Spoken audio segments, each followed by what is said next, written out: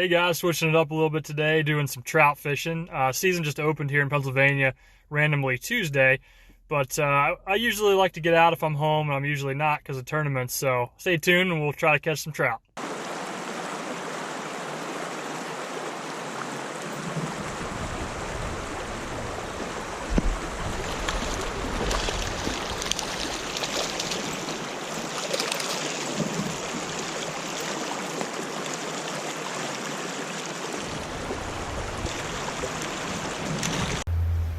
So guys, it was a little bit slow start, but I found a little wad of fish and I kind of figured out how to catch them.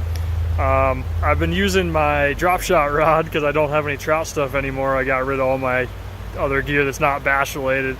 So I've got my Fantasista Premier, I got my 610, and I've got my MGX Extreme spinning reel here. Some high dollar trout stuff. I guess it's not as much as some of those fly fishing guys. But I'm catching them on a braided line with a small fluorocarbon, like 6 or 8 pound test with a little spinner. So it's been pretty fun.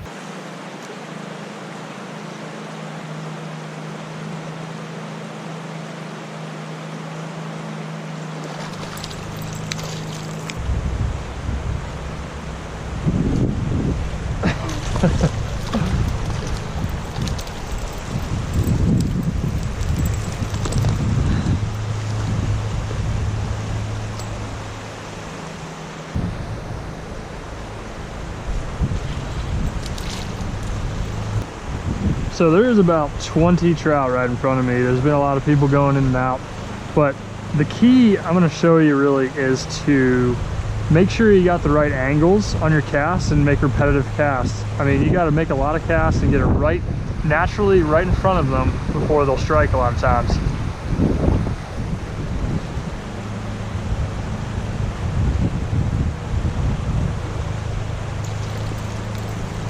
Like that. Next cast, I'm gonna catch one and watch. Boom.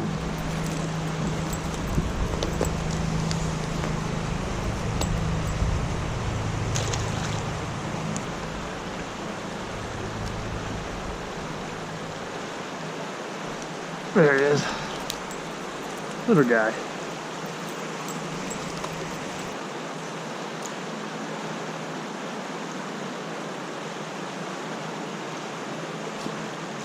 There he is.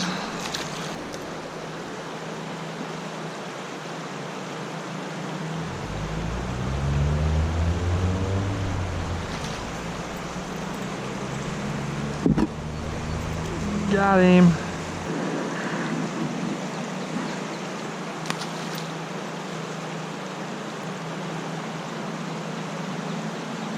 There's another one. That's a good one. That's a good one.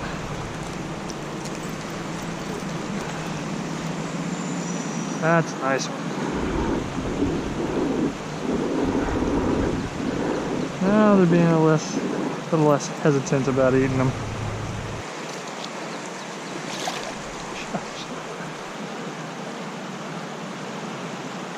Got him.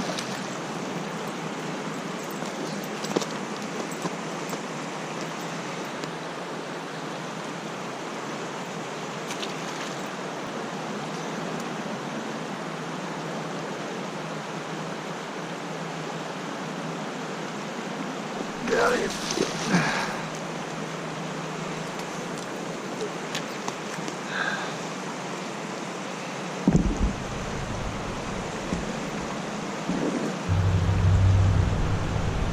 Got him.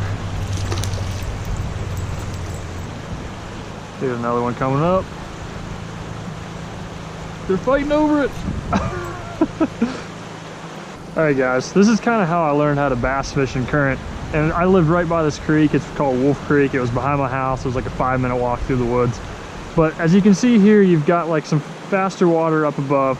Then you've got like some rocks breaking it. So you've got riffles there, and you've got a riffle here. And in between, you've kind of got something breaking it and slowing down the current. And as you can see, I've been catching almost all the fish right there in that little slack pool, but they're right on the edge of the current, so they can just dart out and grab stuff.